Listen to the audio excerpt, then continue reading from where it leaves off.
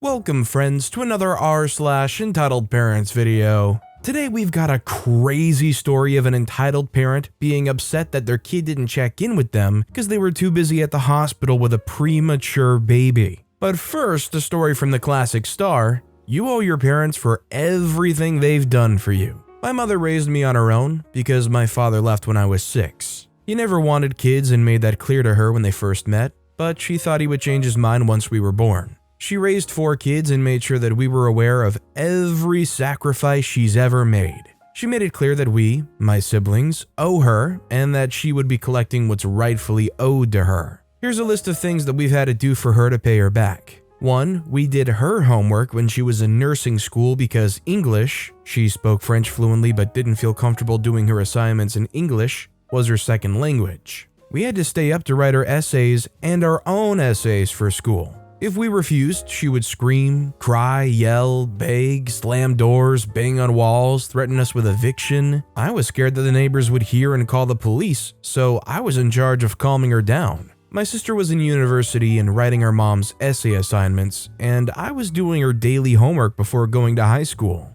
We started paying rent at 16 because children should not be allowed to live at home for free if they're physically capable of working. You owe your parents at least half your paycheck to put towards bills. I was working in a restaurant at 16 with no cell phone. We had to buy our own cell phones. I got mine at 19. And coming home at 1 a.m. most nights. I had to take 3 buses because I didn't have a car at 16. I would make it home by 1 a.m. and be up by 6 a.m. to go to school. I would be at school till 2:45 p.m. and then come home for a quick snack before leaving to work a 4 to 11 shift. I still have hot oil burn scars on my forearms from working in a restaurant. I would leave to have to catch the bus at 12 in the morning, hoping to catch my next bus on time so I could be home before 2 a.m., which meant 4 hours of sleep.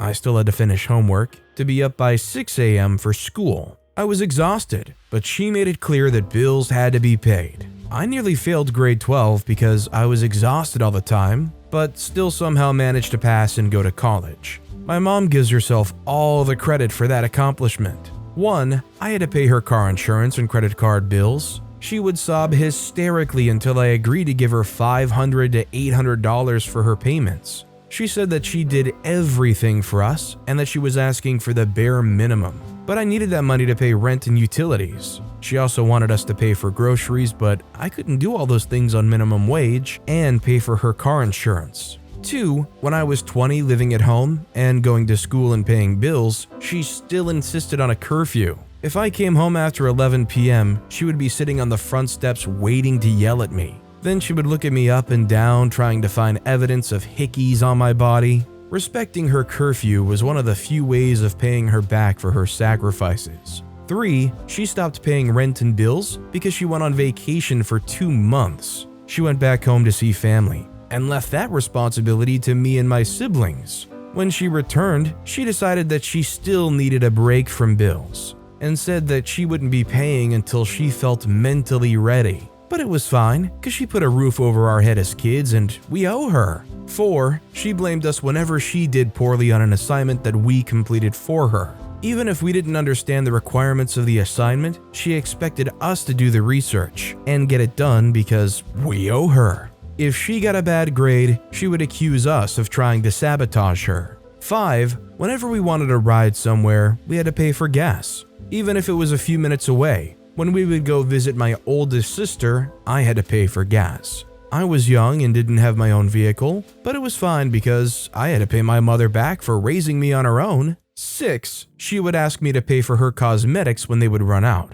and I would do it because she was unhappy. Single motherhood is stressful, and she felt like she deserved nice things for having to put up with the stress of raising 4 kids on her own. I was always trying to gain her affection by getting her things. I noticed that she was more affectionate and loving towards me when I bought her things she wanted. All I wanted was to lay on her like I was a kid again. So I did everything I could to make her happy, but she was never happy. 1. She would constantly call for me to come wash her dishes. Even if I cooked, I still had to wash all the pots and dishes and iron her clothes. But she did all those tasks on her own when we were kids, so we owe her now. 2, she would wake me up in the middle of the night if I forgot to iron her clothes for the next day, or she would ask me to rub Vaseline into her feet after a long day at the hospital. But she used to do all those things for us, so we owe her. I was also in charge of cleaning and setting up her sleep machine and getting her medications ready for her. She also had nightmares and would call out in her sleep, and we would have to wake up in the night to check on her. 3, she would text me after I started dating my first boyfriend at 19, telling me to keep my legs closed and not to give it up.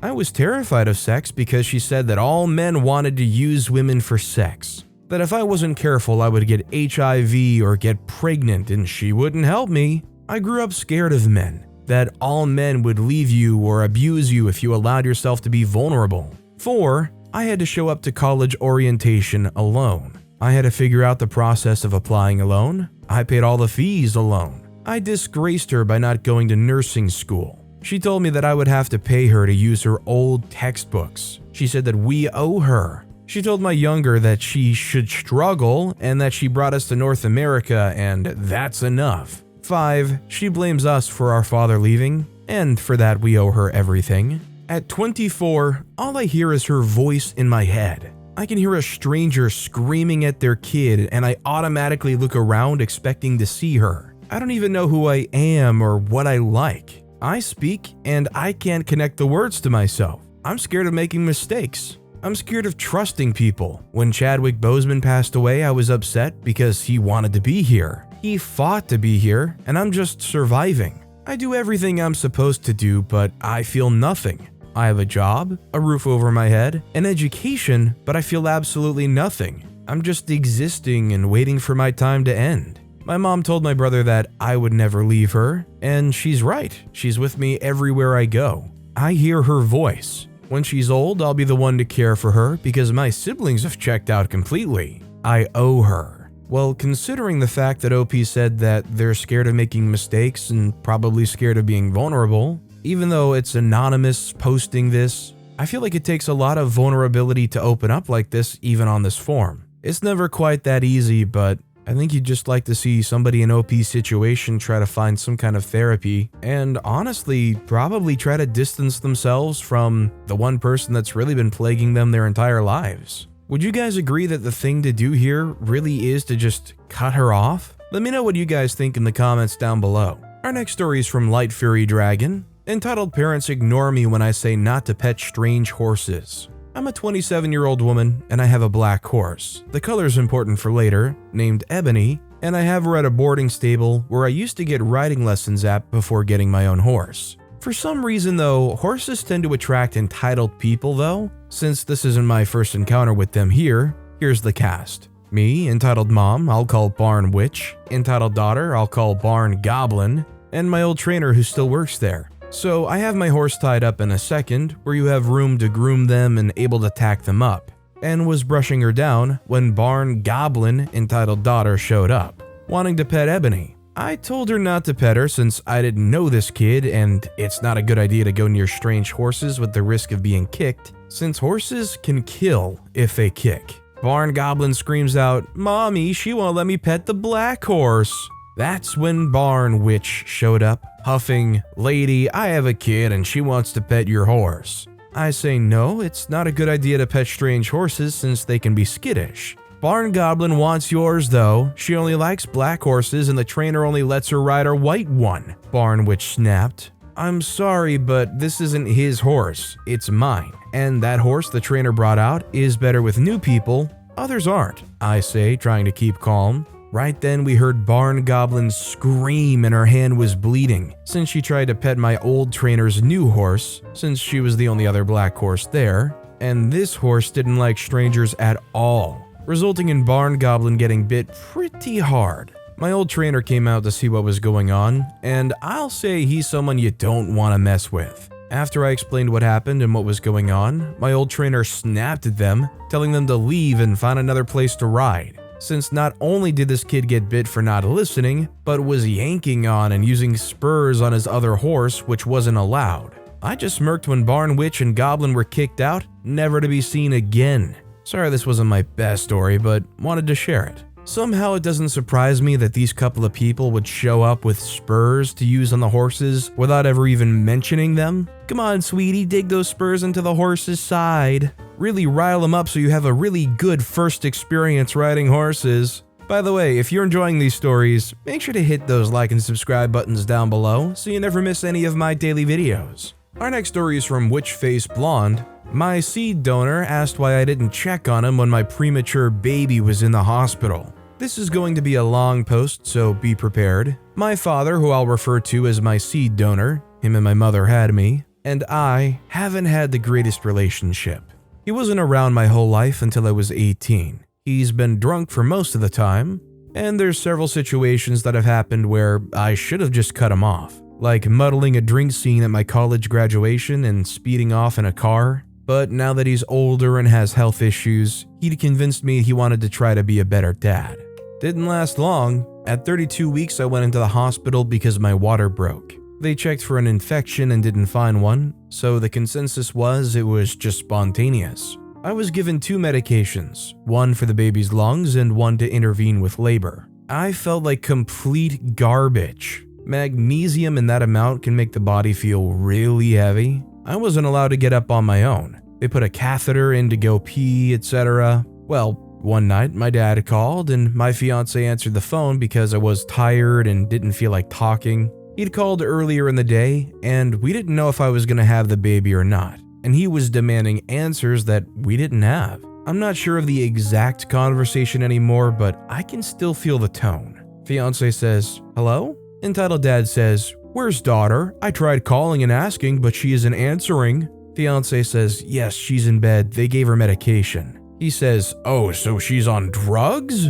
Fiance says, "No, medication to help." He says, "Well, why hasn't anyone told me what's going on?" Fiance says, "We don't have answers. We don't know when the baby's coming. But as soon as we have answers, we'll tell you." Fiance was visibly getting agitated, but trying to keep his cool. Entitled Dad says, "Okay, freaker, we'll see." Just to make myself clear, I never told my father he was allowed at the hospital or I wanted him there while I was giving birth. The next day, he texts me upset that my nurse didn't give him info over the phone because of HIPAA. He says he was just gonna show up to the hospital, etc. I said no, I didn't know when she was coming and she's most likely going to be premature, so we couldn't have visitors anyway. One of the responses was, "Sad face, I really wanted to come see her." I'm probably not telling this well cause I was super stressed, but he was pushing to see her and come to the hospital and it stressed me out. Clearly, he didn't respect the boundaries I set. No visitors for premature baby. Like, freak, don't you get the hint? She's premature and hooked up to machines. After him talking to me back and forth and him just not getting the hint and throwing a fit, I had to tell my nurses to get security involved and ban him from coming to the hospital. When I got home, while my child was in the hospital still, I had several text messages from him. I decided to try to resolve the issue and politely explain why I was upset. He made excuses. I told him I was disappointed he didn't respect my boundaries and made a scene over the phone where the nurses could hear and was rude to nurses. But once again, he made it about himself. "No one checked on my mental health while you were in the hospital." I lost my crap. "I'm sorry I didn't think to check on you while my baby was in the NICU. And after I said I don't want him around her if he's gonna drink, he told me he could still have 1 or 2 drinks. So I cut him off. That wasn't even the end. My grandmother's posted pics of my baby on Facebook without my permission and they were public.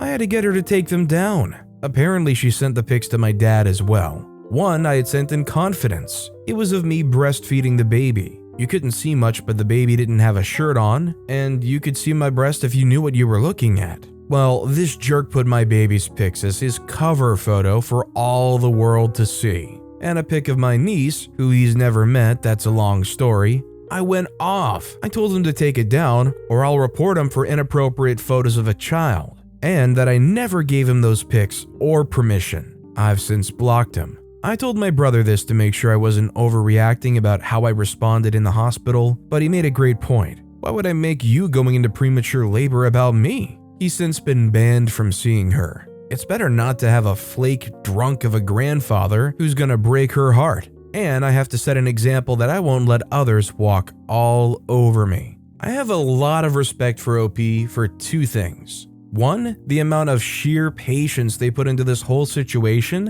when they weren't feeling well, dealing with a lot of stress, and dealing with a very touch-and-go situation. And two, for being able to identify and understand when it's time to just call it quits and block somebody who's really not making your life any better. This next story is from Waldo Yeaterson, entitled Mother Thinks She's Entitled to My Debit Card. I, 17-year-old male, had just gotten a debit card. I'd begged my dad for one for a while and finally got one for my birthday. I work part-time at a food chain and put all the money I earn into it. I'm always careful with it and make sure it's with me whenever I'm out. My dad gave me the card so I can see how I can use it and if I'll use it wisely. Sort of like a test if I can be responsible with money later on in life. Keep in mind, my family isn't particularly rich. We're stable, but we don't consider ourselves really prominent. I use the money I get to pay for things that I like to buy, to ease some of the financial pressure that's on both my working parents. I use it for things like games for my PC, gifts and treats I get myself whenever I go out,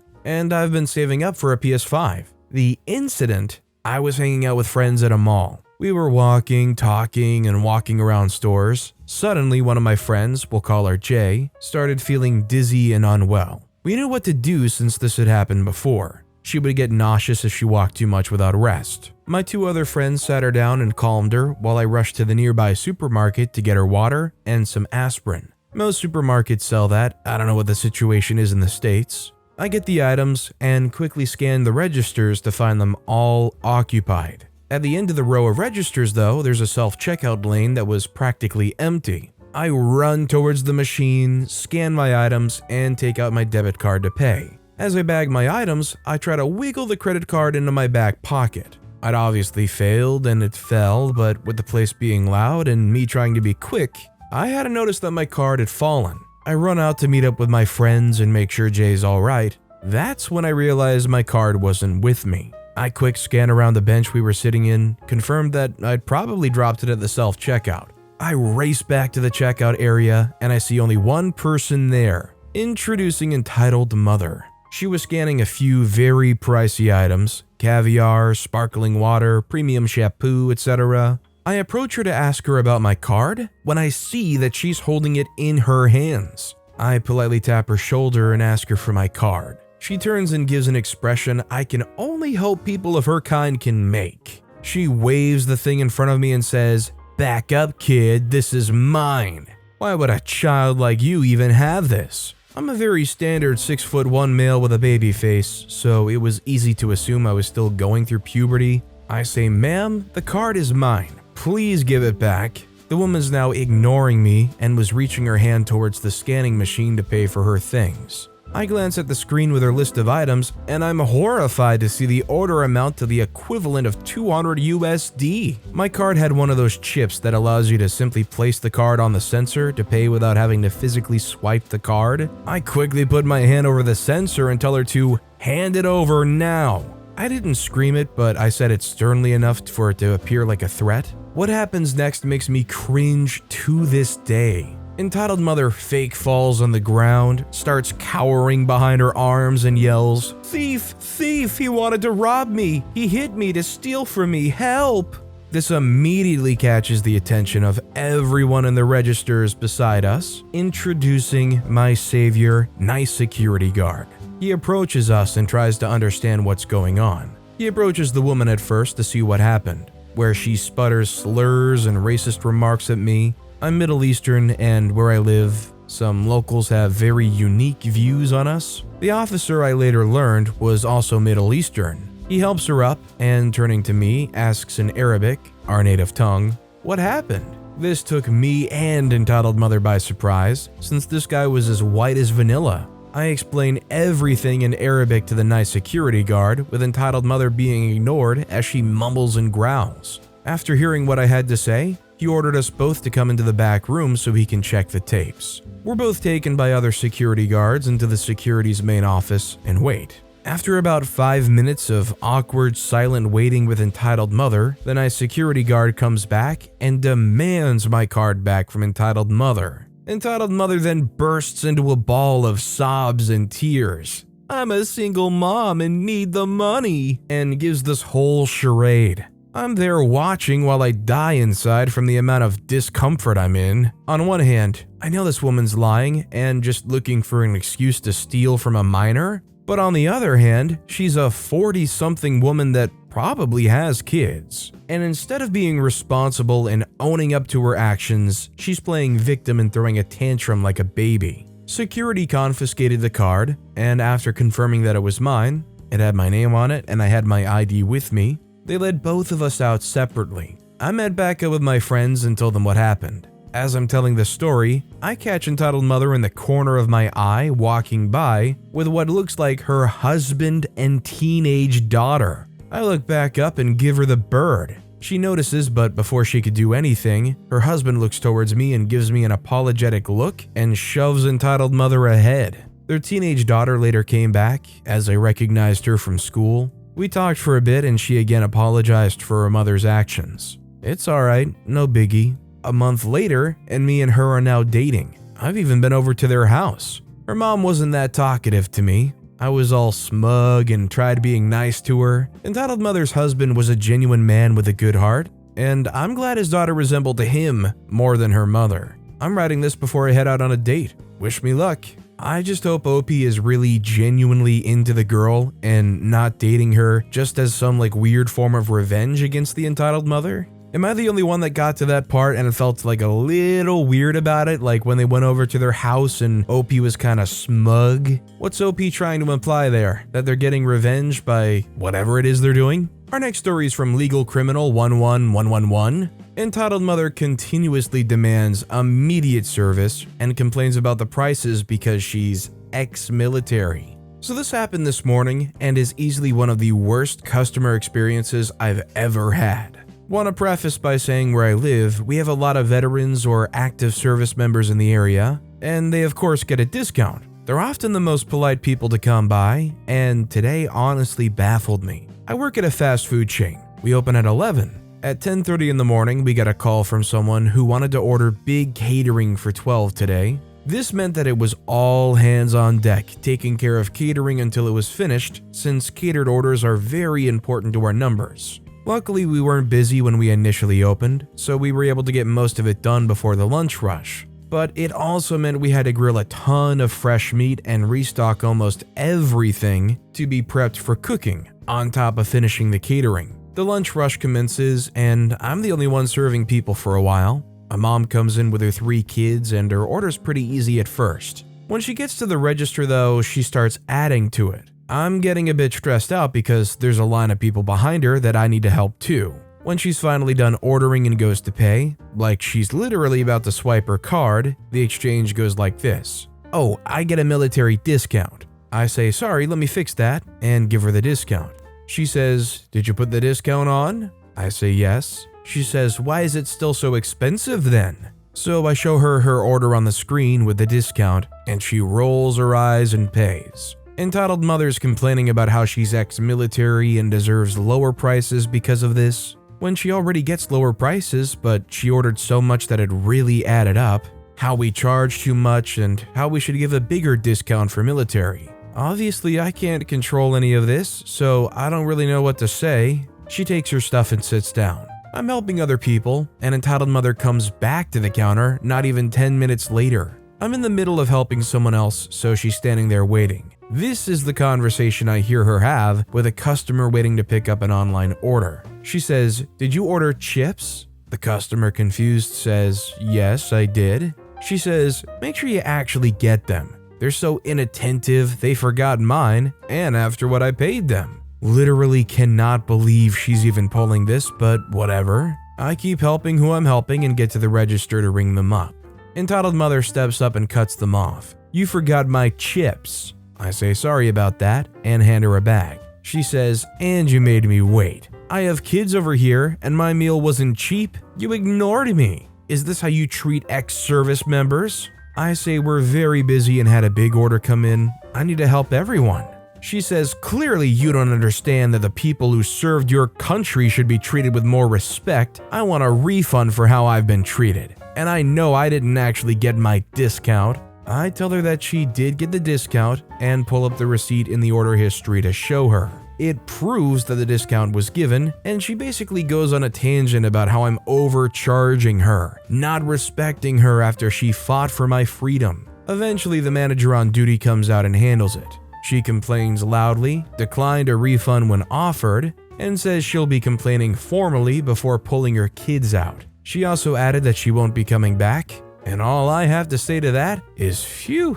I have a lot of respect and admiration for anybody that's willing to go into the military and serve the country, but I don't know what you're expecting here. For everybody to drop everything and immediately cater to you? To give you huge discounts on everything? Like, I completely appreciate what you did, but I'm not trying to carry you around on a satin pillow here. And our final story of the day is from Cream Puff Delight. Little contact / no contact father just requested I pay for his affair baby's college. I'm sorry if this is the wrong place for this, but this just happened and I'm still a little pissed off. I just want to vent somewhere, and writing and typing this down helps me keep things straight. I've never hidden the fact that my father and I are estranged due to him cheating on my formerly doormat of a mom when I was still young. Allegedly because she had cancer and had to chop off her breasts and was thus, in his exact words, no longer a woman. Yes, I know, insane logic, but logic has never been his strong point. Nor have I ever hidden the fact that I resented him